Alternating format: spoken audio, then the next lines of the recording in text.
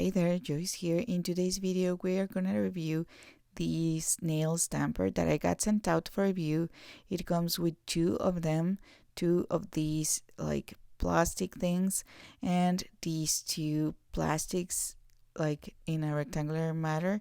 Then we are going to use this nail polish, and we are put some of these here on the stamper, and then we are going to use it to make like a French manicure right now.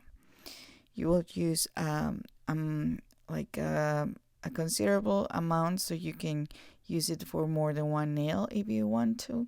So here is what we have, and now with your nails clean, you will start doing it like so, and this is how the French manicure will look like.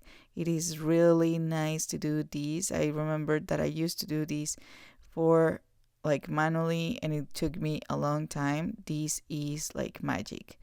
You will do just this, and almost instantly you have your French manicure. This is amazing.